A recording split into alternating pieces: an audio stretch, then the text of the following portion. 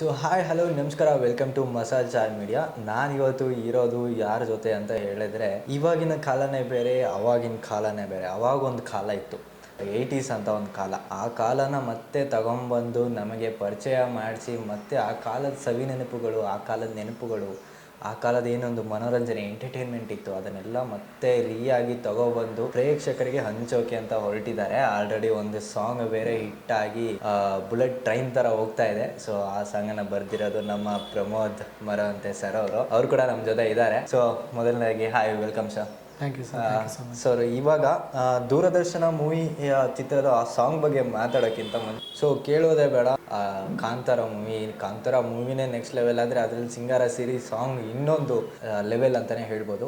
So ಆ song ಬಗ್ಗೆ ನೀವು ಒಂದಷ್ಟು ಅಭಿಪ್ರಾಯಗಳನ್ನ ಶೇರ್ ಮಾಡ್ಕೊತೀರಾ? ನನ್ನ ಕೆಲಸಗಳನ್ನು ಖಂಡಿತವಾಗ್ಲೂ ಗುರುತಿಸಿದ್ದೀನಿ. ನಾನು ಆಲ್ಮೋಸ್ಟ್ ನನ್ನ ಚಂದ ಆಗಿರ್ಬೋದು, ಇನ್ನೂ ಆಗಿರ್ಬೋದು, ಅಲ್ಲಿಂದ ಒಂದು ಏನು ಜರ್ನಿ ನಡೀತಾ ಇತ್ತು, ಆ ಜರ್ನಿಯಲ್ಲಿ ಇದೊಂದು ಮುಖ್ಯವಾದಂಥ ಒಂದು ಘಟ್ಟ ಅಂತ ನಾನು ಭಾವಿಸ್ತೀನಿ. ನನಗೆ ತುಂಬ ಜವಾಬ್ದಾರಿಗಳನ್ನು ಕೊಟ್ಟಂಥ ಹಾಡು, ತುಂಬ ಅಫ್ಕೋರ್ಸ್ ಅಂದರೆ ನನಗೊಂದು ರೆಕಗ್ನಿಷನನ್ನು ಕೊಡ್ತಾ ಇರುವಂಥ ಹಾಡು, ತುಂಬ ಕೆಲಸಗಳನ್ನು ಕೊಡ್ತಾ ಇರುವಂಥ ಹಾಡು. ಸೊ ನನಗೆ ಅಂದರೆ ತುಂಬ ನನ್ನ ವೃತ್ತಿ ಬದುಕಿನಲ್ಲಿ ತುಂಬ ವಿಶೇಷವಾದಂಥ ಹಾಡು. ಸರ್, ಇವಾಗ ನಿಮ್ಮ ಒಂದು ಮ್ಯೂಸಿಕ್ ಜರ್ನಿ ಅನ್ನೋದು ಆ್ಯಂಡ್ ಏನೇ ಒಂದು ಅಚೀವ್ಮೆಂಟ್ ಮಾಡ್ಬೇಕಂತಿದ್ರು ಅವರು ಲೈಫಲ್ಲಿ ಸ್ಟಾರ್ಟಿಂಗಿಂದ ಸ್ಟ್ರಗಲಲ್ಲೇ ಇರ್ತಾರೆ. ಆ ಸ್ಟ್ರಗಲ್ ಮಧ್ಯೆ ಒಂದು ಪಾಯಿಂಟ್ ಬರುತ್ತೆ, ಟರ್ನಿಂಗ್ ಪಾಯಿಂಟ್ ಅಂತ. ನಿಮ್ಮ ಲೈಫಲ್ಲಿ ಆ ಟರ್ನಿಂಗ್ ಪಾಯಿಂಟ್ ಯಾವುದು? ಸೊ ನೀವು ಹೇಳ್ದಂಗೆ ನಾನು ಫಸ್ಟ್ ನಾನು ಸ್ಟಾರ್ಟ್ ಮಾಡಿದ್ದೆ ರವಿ ಬಸ್ರೂರ್ ಅವರ ಗರಡಿಯಲ್ಲಿ. ಸೊ ಅಲ್ಲಿ ನಾನು ರೈಟರ್ ಆಗಿ ಡಮ್ಮಿ ಲಿರಿಕ್ ರೈಟರ್ ಆಗೆಲ್ಲ ಕೆಲಸ ಮಾಡಿಕೊಂಡು ಇದ್ದಂಥ ಒಂದು ಸಂದರ್ಭ, ಆಲ್ಮೋಸ್ಟ್ ಒಂದು 2-3 ಇಯರ್ಸ್ ಪ್ರಯಾಣ ಅದು. ಅಲ್ಲಿ ನನಗೆ ಟರ್ನಿಂಗ್ ಪಾಯಿಂಟ್ ಸಿಕ್ಕಿದ್ದು ಅಪ್ಪು ಸರ್ ಅವರ ಅಂಜನಿ ಪುತ್ರ ಸಿನಿಮಾ ಮೂಲಕ. ಸೊ ಚಂದ ನನ್ನ ಹೆಂಡತಿ ಆವಾಗ ನಾನು ಬರೆದು ಅದು ಅಂಜನಿ ಪುತ್ರ ಸಿನಿಮಾಗೆ ಪಿಕ್ ಆಯಿತು. ಅಲ್ಲಿ ಎಲ್ಲ ಇಷ್ಟಪಟ್ಟು ಅದು ಅಲ್ಲೇ ನನಗೆ ಒಂದು ಟರ್ನಿಂಗ್ ಪಾಯಿಂಟ್ ಸಿಕ್ತು. ಅದಕ್ಕಿಂತ ದೊಡ್ಡ ಟರ್ನಿಂಗ್ ಪಾಯಿಂಟ್ ಆ ಸಾಂಗ್ ಬ್ಲಾಕ್ ಬಸ್ಟರ್ ಆಗಿರೋದು ಒಂದು. ಸೊ ಇದು ನನ್ನ ಜೀವನದ ತುಂಬ ಒಂದು ಬಹುಮುಖ್ಯ ತಿರುವು ಅಂತ ಹೇಳ್ಬೋದು. ಸೊ ಓಕೆ ಸರ್, ಇವಾಗ ನೀವು ಫಸ್ಟು ಡೈರೆಕ್ಟ್ರುಗಳನ್ನ ಅಪ್ರೋಚ್ ಮಾಡ್ತಾ ಇರ್ತಾರೆ, ಆಸ್ ಎ ಡೈರೆಕ್ಟ್ರುಗಳು ನಿಮ್ಮನ್ನು ಅಪ್ರೋಚ್ ಮಾಡ್ತಾ ಇರ್ತಾರೆ. ಸೊ ಆ್ಯಸ್ ಎ ಮ್ಯೂಸಿಷಿಯನ್ ಅಂತ ಹೇಳಿದ್ರೆ, ಇವಾಗ ನಾನೊಬ್ಬ ಸಾಂಗ್ನ ಕೇಳ್ತೀನಿ ಅಂತ ಹೇಳಿದ್ರೆ ನನಗೊಂದು ಜಾನರ್ ಇಷ್ಟ ಆಗುತ್ತೆ ಆ್ಯಸ್ ಎ ಲಿರಿಕ್ ರೈಟರ್ ಆಗಿಬಿಟ್ಟು. ಸೊ ನಾನು ಕೇಳೋ ಅಂಥ ಕೇಳೋರಿಗೆ ಯಾವ ಥರ ಅಂದರೆ ಒಬ್ಬೊಬ್ರಿಗೆ ಒಂದೊಂದು ಜಾನರ್ ಇಷ್ಟ ಇರುತ್ತೆ. ಆ್ಯಸ್ ಎ ಲಿರಿಕ್ ರೈಟರ್ ಆಗಿಬಿಟ್ಟು ನಿಮಗೆ ಯಾವ ಜಾನರ್ ತುಂಬ ಇಷ್ಟ? ಅಂದರೆ ಇವಾಗ ಒಂದು ಮಾಸ್ ಆಡಿಯನ್ಸಿಗೆ ಆ ಥರ ಲಿರಿಕ್ಸ್ ಬರೆಯೋದು ಇಷ್ಟನಾ, ಅಥವಾ ಪ್ರೀತಿ ಮೇಲೆ ಬರೆಯೋದು ಇಷ್ಟನಾ, ಆ ಥರ ಎಮೋಷ್ನಲ್ ಆಗಿ ಬರೆಯೋದು ಇಷ್ಟನಾ, ಯಾವ ಥರ ಇಷ್ಟ? ಸೊ ನನಗೆ ಈ ಕ್ವಶನ್ ಕೇಳಿದಾಗೆಲ್ಲ ನಾನು ಆನ್ಸರ್ ಕೊಡೋ, ನನಗೆ ಎಲ್ಲ ಥರದ್ದು ಬರೆಯೋದು ಇಷ್ಟ. ಯಾಕಂದರೆ ಕಂಪ್ಲೀಟ್ ನನಗೆ ಒಂದೇ ಥರದ ಸಾಂಗ್ ಬರೆಯೋಕ್ಕೆ ಯಾವಾಗ ನಾನು ಶುರು ಮಾಡ್ತೀನಿ ಆವಾಗ ಸ್ವಲ್ಪ ಥಾಟ್ ಪ್ರೊಸೆಸ್ ಏನಾಗುತ್ತೆ, ಒಂದೇ ಥರ ತಲೆ ಓಡೋಕ್ಕೆ ಶುರು ಆಗ್ಬೋದು ಅಂತ. ಸೊ ಒಂದಿನ ಲವ್ ಸಾಂಗ್ ಬರೆದ್ರೆ, ಇನ್ನೊಂದಿನ ಪ್ಯಾಥೋ ಸಾಂಗ್ ಬರೆದ್ರೆ, ಸೊ ಅದು ತುಂಬ ಕಾಂಪ್ಲಿಮೆಂಟ್ ಮಾಡುತ್ತೆ ನನಗೆ. ನಾನು ಏನೋ ಹಿಂದೆ ಲವ್ ಸಾಂಗ್ ಬರೆದಿದ್ದೆ, ಅಲ್ಲಿ ಫೀಲ್ ಬೇರೆ ಇತ್ತು.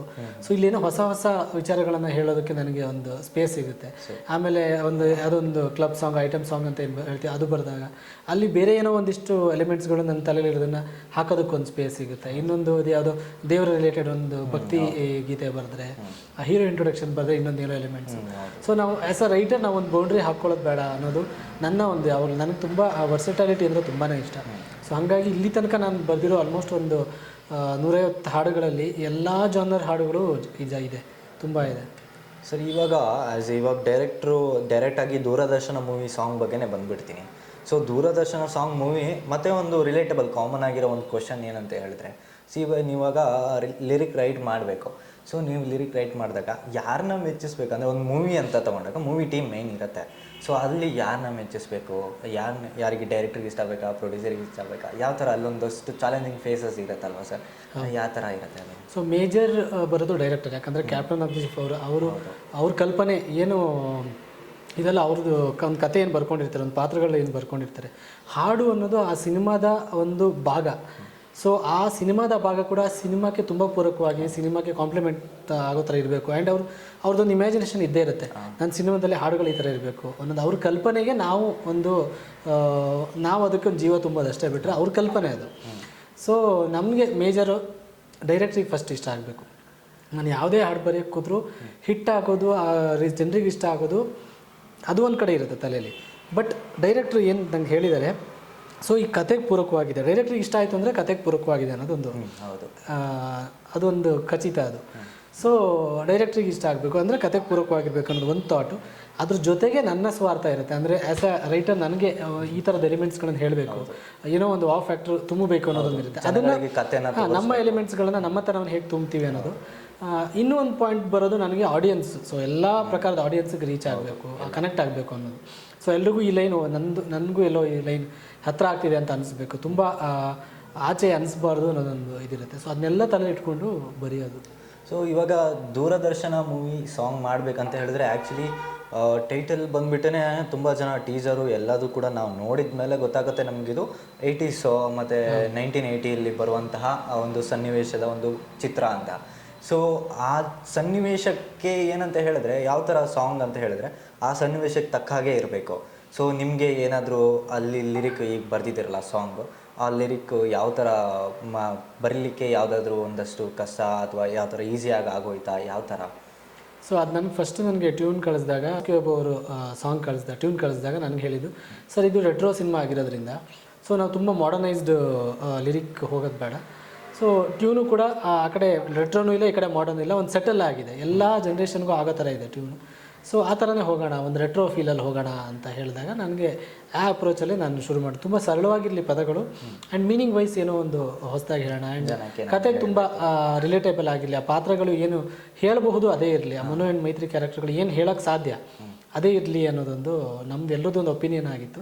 ಸೊ ಹಾಗೆ ಅದು ಕೆಲಸ ಆಗಿದೆ. ಸರ್, ಈಗ ಮನು ಆ್ಯಂಡ್ ಮೈತ್ರಿ ಅಂತ ಚಿತ್ರದಲ್ಲಿ ಬರೋ ಕ್ಯಾರೆಕ್ಟರು, ಸೊ ಈಗ ನೀವೊಂದು ಆ ಕ್ಯಾರೆಕ್ಟರ್ನ ನೋಡ್ಬಿಟ್ಟೆ ಲಿರಿಕ್ ಬರೆಯಕ್ಕೆ ಟ್ರೈ ಮಾಡ್ತೀರಾ, ಯಾವ ಥರ? ಹೀರೋಯಿನ್ ಯಾರು ಅಂತ ಹೆಚ್ಚಿನ ಸಿನಿಮಾಗಳಲ್ಲಿ ಗೊತ್ತಿರುತ್ತೆ, ನಾವು ಇಲ್ಲಾಂದ್ರೆ ಕೇಳ್ತೀವಿ ಸುಮ್ಮನೆ ಯಾರು ಹೀರೋಯಿನ್, ಯಾರು ಲೀಡ್ ಮಾಡ್ತಿದ್ದಾರೆ ಅಂತ. ಆ್ಯಂಡ್ ಇಲ್ಲಾಂದ್ರೆ ಪಾತ್ರ ಪರಿಚಯ ಹೇಳ್ತಾರೆ ನಮಗೆ. ಇದರಲ್ಲಿ ಏನಾಗಿತ್ತು, ಆಲ್ರೆಡಿ ಶೂಟ್ ಮಾಡ್ಕೊಂಡ್ಬಂದಿದ್ರು. ಇದು ಮಾಂಟೇಜ್ ಸಾಂಗ್, ನಾನು ಬರೆದಿರೋ 2 ಸಾಂಗ್ ಸಿನಿಮಾದಲ್ಲೂ ಕೂಡ ಮಾಂಟೇಜ್ ಸಾಂಗ್ಗಳಾಗಿರೋದ್ರಿಂದ ಸೊ ನನಗೆ ಅದು ಕಟ್ ಮಾಡಿ ಕೊಟ್ಬಿಟ್ಟಿದ್ರು. ಫಸ್ಟ್ ಟ್ಯೂನ್ ಬಂದಿತ್ತು, ನಾನು ಬರೀತಿರ್ಬೇಕಾದ್ರೆ ಕಟ್ ಮಾಡಿ ಕೊಟ್ಟರು ನನಗೆ. ಸೊ ಕಟ್ ಮಾಡಿ ಕೊಟ್ಟಾಗ ಈ ಥರ ಕಲರ್ ಇದೆ, ಈ ಥರ ಕ್ಯಾರೆಕ್ಟರ್ಗಳು ಈ ಥರ ಬಿಹೇವ್ ಮಾಡ್ತಾ ಇದೆ, ಈ ಥರ ಅವರ ಒಂದು ಹಾವಭಾವಗಳಿದೆ, ಅವರ ಪ್ರೀತಿ ಗಾಢವಾಗಿದೆ, ಸೊ ಈ ಥರ ಹೇಳ್ಬೋದು ಅಂತ ಹೇಳಿ ನಾನು ಅಲ್ಲಿಂದ ಲಿರಿಕ್ ಸ್ಟಾರ್ಟ್ ಮಾಡಿದ್ದು. ಸೊ ಇವಾಗ ದೂರದರ್ಶನ ಮೂವಿ ಸಾಂಗು ತುಂಬ ಚೆನ್ನಾಗಿ ಹೋಗ್ತಾ ಇದೆ, ಜನಗಳು ತುಂಬ ಇಷ್ಟಪಡ್ತಿದ್ದಾರೆ, ಎಲ್ಲರೂ ಕೂಡ ಇಷ್ಟಪಡ್ತಿದ್ದಾರೆ. ಆ ಸಾಂಗ್ ಏನಾದರೂ ಒಂದು ಲೈನ್ ಹೇಳ್ಬೋದಾ ನೀವು? ಸೊ ಹಾಡ್ತೀನಿ ಖಂಡಿತ, ಬಟ್ ವಾಸುಕಿ ವೈಭವ್ ಅವರು ಅಷ್ಟು ಚೆನ್ನಾಗಿ ಹಾಡೋಕ್ಕೆ ಬರಲ್ಲ. ಇಲ್ಲಿ ಪರವಾಗಿಲ್ಲ, ನಮ್ಮ ವೀಕ್ಷಕರಿಗೋಸ್ಕರ. ಕಣ್ಣು ಕಣ್ಣು ಕಾದಾಡುತ್ತ ಇರಲಿ, ಬಾಕಿ ಮಾತು ಸಿರೆ ಆಡಲಿ, ಕಣ್ಣು ಕಣ್ಣು ಕಾದಾಡುತ್ತ ಇರಲಿ, ಬಾಕಿ ಕನಸು ಎದುರೇ ಬೀಳಲಿ, ಬಂದಿರುವ ಹೆಜ್ಜೆಗಳ ಬಚ್ಚಿಡು ಮರೆಯಲಿ, ಹಿಂದಿರುಗಿ ಹೊರಡಲು ಮರೆತೆ ಹೋಗಲಿ, ಸನಿಹವೇ ಸಾಗುವ ಸಿಹಿ ಸಿಹಿಯೋ. ನಿಜವಾಗ್ಲೂ ಕಣ್ಣು ಅದು ಲಿರಿಕ್ ಹೇಗೆ ಉಟ್ಕೊಂತು ಸರ್ ನಿಮಗೆ? ಆ ಒಂದು ಕಂಪ್ಯಾರಿಸನ್ ಇದೆಯಲ್ಲ ಸರ್, ಇವಾಗ ಆ್ಯಸ್ ಎ ಲಿರಿಕ್ ರೈಟರ್ ಆಗಲಿ, ಆ್ಯಸ್ ಎ ಡೈರೆಕ್ಟರ್ ಆಗಲಿ, ಈ ಮೂವಿ ಅಂತ ಬಂದಾಗಲಿ ಏನೇ ಅಂತ ಬಂದಾಗಲಿ ಆ ಒಂದು ಕಂಪ್ಯಾರಿಸನ್ ಮಾಡ್ತಾರಲ್ವ, ಅವರ ಮನಸ್ಸಿಗೆ, ಅವರ ಬದುಕಿಗೆ, ಲೈಫಿಗೆ ಟಚ್ ಆದಾಗ ಮಾತ್ರ ಒಂದು ಇದಾಗತ್ತೆ. ಸೊ ದಟ್ಸ್ ವೈ ಈ ಸಾಂಗ್ ನಿಜವಾಗ್ಲೂ ಆ ರೇಂಜಿಗೆ ಹೋಗ್ತಾ ಇದೆ. ಆ್ಯಂಡ್ ಮೂವಿ ನಿಮ್ಮ ಪರ್ಸ್ನಲ್ ಲೈಫ್ ಬಗ್ಗೆ ತಗೊಂಡು ಯಾವುದಾದ್ರೂ ಒಂದು ಲಿರಿಕ್ ಹೊರಗೆ ಬರುತ್ತಾ, ಇದೆಯಾ ನಿಮ್ಮ ಲೈಫ್ ರಿಲೇಟೆಡ್? ಇಲ್ಲ, ಅಲ್ಲಲ್ಲಿ ಕೆಲವೊಂದು ಹಾಕಿರ್ತೀವಿ, ಅಂದರೆ ಆ ಸಾಂಗಲ್ಲಿ ಸ್ಪೇಸ್ ಇದೆ ಅನ್ನೋದು ಎಲ್ಲ ಪ್ರತಿಯೊಬ್ಬ ಬರಹಗಾರಂದು ಅವನ ಅನುಭವಗಳು ಇರುತ್ತೆ. ಸೊ ಎಲ್ಲವೂ ಅವನ ಅನುಭವಗಳಲ್ಲ. ಸೊ ಈಗ ಪ್ರೀತಿಯಲ್ಲಿ ಇಲ್ಲದಿರೋರು ಪ್ರೀತಿ ಹಾಡುಗಳನ್ನು ಬರೀಬಹುದು, ಸೊ ಬ್ರೇಕಪ್ ಆಗದಿರೋರು ಪ್ಯಾಥೋ ಹಾಡುಗಳನ್ನು ಬರೀಬಹುದು. ಸೊ ಅದು ನಮ್ಮದೇ ಅನುಭವಗಳಾಗಿರ್ಬೇಕು ಅಂತಿಲ್ಲ, ನೋಡಿದ್ದೇ ಆಗಿರ್ಬಹುದು, ಯಾವುದೋ ನಮ್ಮ ಫ್ರೆಂಡ್ದೇ ಯಾವುದೋ ಒಂದು ಅನುಭವಗಳಾಗಿರ್ಬಹುದು. ಸೊ ನಾನು ಈ ಹಿಂದೆ ಒಬ್ಬ ನನ್ನ ಫ್ರೆಂಡ್ ಒಳ್ಳೆ ಹುಡುಗ, ಸೊ ಅವನು ಬ್ರೇಕಪ್ ಆಗಿತ್ತು. ಸೊ ಅದು ಎಲ್ಲೋ ಒಂದು ಕಡೆ ನನಗೆ ಅಂದರೆ ನಾನು ಅವ್ನಿಗೆ ಅಂದ್ಕೊಂಡೆ ಅವ್ನಿಗೆ ಬ್ರೇಕಪ್ ಆಗಿದೆ, ಒಳ್ಳೇದಾಯಿತು ಅಂತ ನನ್ನ ತಲೆಯಲ್ಲಿ. ಸೊ ಅದಕ್ಕೆ ನಾನು ಬೈಟು ಲವಲ್ಲಿ ಒಂದು ಹಾಡು ಬರೆದಿದ್ದೆ, ಐ ಹೇಟ್ ಲವ್ ಅನ್ನೋ ಇದರಲ್ಲಿ ಒಂದು ಲೈನ್ ಬರುತ್ತೆ, ದೇವರು ಒಳ್ಳೇದು ಮಾಡಿದವ್ರಿಗೆ ಒಳ್ಳೇದೇ ಮಾಡೋದು, ಅದಕ್ಕೆ ಒಳ್ಳೆ ಹುಡುಗರಿಗೆ ಬ್ರೇಕಪ್ಪು ಆಗೋದು ಅಂತ. ಅಂದರೆ ಅವನು ಮೇ ಬಿ ಆ ಬ್ರೇಕಪ್ ಆಗಿರೋದ್ರಿಂದನೇ ಒಳ್ಳೇದಾಯ್ತೇನೋ ಅವನಿಗೆ. ಇಲ್ಲ, ಕೆಲವೊಂದು ಬ್ರೇಕಪ್ಗಳು ಕೆಟ್ಟದ್ದು ಆಗುತ್ತೆ ಪಾಪ, ಯಾಕಂದರೆ ತುಂಬ ಪ್ರೀತಿ ಮಾಡಿರ್ತಾರೆ. ಬಟ್ ಅವನ ವಿಚಾರದಲ್ಲಿ ಹಂಗಾಯ್ತೇನೋ ಅಂತ ನನಗೆ ಅನಿಸ್ತು. ಸೊ ಆವಾಗ ನನಗೆ ಆ ಥಾಟ್ ಎಲ್ಲೋ ಬಂದಿರೋದು. ಅದು ನಮ್ಗೆ ಗೊತ್ತಿಲ್ಲದಿರೋ ಒಂದಿಷ್ಟು ನಮ್ಮ ಅನುಭವಗಳು, ನಮ್ಮ ಸುತ್ತಮುತ್ತಲಿನ ಸ್ನೇಹಿತರ ಅನುಭವಗಳು ಬಂದ್ಬಿಡುತ್ತೆ ಹಾಡಲ್ಲಿ. ಸೊ ಅದೆಲ್ಲ ನಮ್ಗೆ ಯೂಸ್ ಆಗುತ್ತೆ. ಸೊ ಅದೇ ಇವಾಗ ಒಂದು ಸಾಂಗ್ ಅಂತ ಹೇಳಿದ್ರೆ ಒಂದು ಸಂಗೀತನ ಕೇಳೋ ಅವಕಾಶ ಎಲ್ರಿಗೂ ಇರುತ್ತೆ.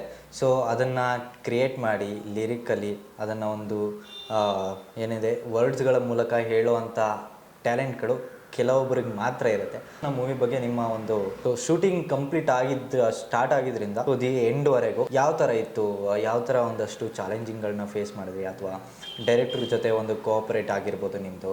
ಅವರು ನಿಮ್ಗೆ ಇವಾಗ ಕೆಲವೊಂದು ಸತಿ ಸಡನ್ನಾಗಿ ಕೇಳ್ಬಿಡ್ತಾರೆ, ನನಗೆ ಆ ಥರ ಬೇಕು ಈ ಥರ ಬೇಕು, ನೀವು ಯಾವ ಥರ ಚಾಲೆಂಜ್ ತೊಗೊಂಡು ಮಾಡ್ತಾಯಿದ್ರಿ? ಸೊ ದೂರದರ್ಶನ ನನಗೆ ಫಸ್ಟ್ ಕತೆ ಹೇಳಿದಾಗಲೇ ತುಂಬ ಕನೆಕ್ಟ್ ಆಯಿತು. ದೂರದರ್ಶನ ಟೈಟ್ಲಿ ಕೇಳಿದ ಕೂಡಲೇ ಇದು ನಮ್ಮ ಜನ್ರೇಷನ್ ನಾವೇನೊಂದು ಅನುಭವಿಸಿದ್ದೀವಿ ಆವಾಗೆಲ್ಲ, ಆ ಒಂದು ಅದ್ರ ಸುತ್ತಮುತ್ತ ಹೆಣ್ದಿರೋ ಕತೆ ಆಗಿರೋದ್ರಿಂದ ನಿಜವಾಗ್ಲೂ ತುಂಬ ಒಂದು ರೋಚಕವಾಗಿರುತ್ತೆ, ತುಂಬ ನಮಗೆ ಮನಸ್ಸಿಗೆ ಹತ್ತಿರ ಆಗಿರುತ್ತೆ ಅನ್ನೋದೊಂದು ಫೀಲ್ ಇತ್ತು. ಸೊ ನನಗೆ ಸಾಂಗ್ ಬಂದಾಗ ತುಂಬ ಖುಷಿ ಆಯಿತು. ಸೊ ಒಂದು ಒಳ್ಳೆ ಕತೆ, ಒಂದು ಒಳ್ಳೆ ಸಿನಿಮಾಗೆ ನಾನು ಕೆಲಸ ಮಾಡ್ತಾಯಿದ್ದೀನಿ ಅನ್ನೋದು. ಅದು 2 ಹಾಡುಗಳನ್ನು ಬರ್ತಿರೋದು. ನಾನು ಫಸ್ಟ್ ಆ್ಯಕ್ಚುಲಿ ಇನ್ನೊಂದು ಪ್ಯಾಥೋ ಹಾಡಿದೆ, ಅದನ್ನು ಬರ್ತಿರೋದು. ಸೊ ಆ್ಯಂಡ್ ಇವರ ಜರ್ನಿ ಬಗ್ಗೆನೂ ನನಗೆ ಆವಾಗ ನನ್ನ ಪರಿಚಯ ಇಲ್ಲದೆ ಇದ್ರು ಕೂಡ ಅವಾಗ as a director as a writer ಪರಿಚಯ ಆಗಿ ಕಮರ್ಷಿಯಲ್ ಮಾತ್ರ. ಸೊ ಆ ಥರ ಇದ್ದರೂ ಕೂಡ ಇವಾಗ ನಾನು ತುಂಬ ಅಂದರೆ ಕ್ಲೋಸ್ ಆಗಿದ್ದೀನಿ. ನಾನು ಆಗಿರ್ಬೋದು, ಸುಕೇಶ್ ಸರ್ ಆಗಿರ್ಬೋದು, ಪ್ರೊಡ್ಯೂಸರ್ ಆಗಿರ್ಬೋದು, ಇವನ್ ಪೃಥ್ವಿ ಅಂಬರ್ ಸರ್, ನಾನು ತುಂಬ ಅವರ ಹಿಂದಿನ ಸಿನಿಮಾಗಳಿಗೆಲ್ಲ ನಾನು ಬರೆದಿದ್ದೀನಿ. ಸೊ ಒಂದು ಫ್ಯಾಮಿಲಿ ಥರ ಆಗಿಬಿಟ್ಟಿದ್ದೀವಿ ನಾವು. ಸೊ ನಮಗೆ ಈಗ ಅಂದರೆ ನಮ್ಮ ಸಿನಿಮಾ ದೂರದರ್ಶನ ಇದು ಗೆಲ್ಲಬೇಕು ಅನ್ನೋದೊಂದು, ಆ್ಯಂಡ್ ಆ ಸ್ಟ್ರಗಲ್ಗಳನ್ನೆಲ್ಲ ಮೀರಿ ಬಂದಿರೋ ಒಂದು ಔಟ್ಪುಟ್ ನೋಡಿದ್ರೆ ನನಗೆ ತುಂಬ ಖುಷಿ ಆಗ್ತಿದೆ, ತುಂಬ ಕನೆಕ್ಟಿಂಗ್ ಇದೆ. ಸೊ ಪ್ಯಾಥೋ ಒಂದು ಡಿಫ್ರೆಂಟ್ ಸಿಚುವೇಶನ್, ಎಲ್ಲ ಸುಮಾರು ಪಾತ್ರಗಳಿದೆ. ಆ ಪಾತ್ರಗಳ ನೋವು, ಆ ಪಾತ್ರಗಳ ಒದ್ದಾಟಗಳನ್ನು ಹೇಳುವಂಥ ಒಂದು ಸಿನಿಮಾದ ಬಹುಮುಖ್ಯ ಘಟ್ಟದಲ್ಲಿ ಬರುವಂಥ ಒಂದು ಹಾಡು. ತುಂಬ ಅಂದರೆ ಸುಮಧುರವಾಗಿ, ತುಂಬ ಒಂದು ಆಳವಾಗಿ ಮನಸ್ಸಿಗೆ ನಾಟುವಂಥ ಒಂದು ಕಂಪೋಸಿಷನ್ ವಾಸುಕಿ ವೈಭವ್ ಅವ್ರದ್ದು. ಸೊ ಈ ಲವ್ ಸಾಂಗ್ ಅಂತ ಬಂದಾಗ ನನಗೆ ಆ ಸಾಂಗ್ ಏನು ಕತೆ ಹೇಳಿದರು ಮುಂಚೆನೇ, ಆ ಕಥೆಯಲ್ಲಿ ಲವ್ ಬಗ್ಗೆನೂ ಹೇಳಿದರು. ಸೊ ಅದು ನನಗೆ ಈಸಿಯಾಗಿ ಕನೆಕ್ಟ್ ಆಯಿತು. ಸೊ ಇವರಿಬ್ರು ಲವ್ ಈ ಥರ ಇರುತ್ತೆ. ಆ್ಯಂಡ್ 90s ಲವ್ ಮಾಡೋ ಆವಾಗ ಮೊಬೈಲ್ ಇಲ್ಲ, ಪತ್ರಗಳಾಗಿರ್ಬೋದು, ಕದ್ದು ಮುಚ್ಚಿ ಮಾತಾಡಬೇಕು.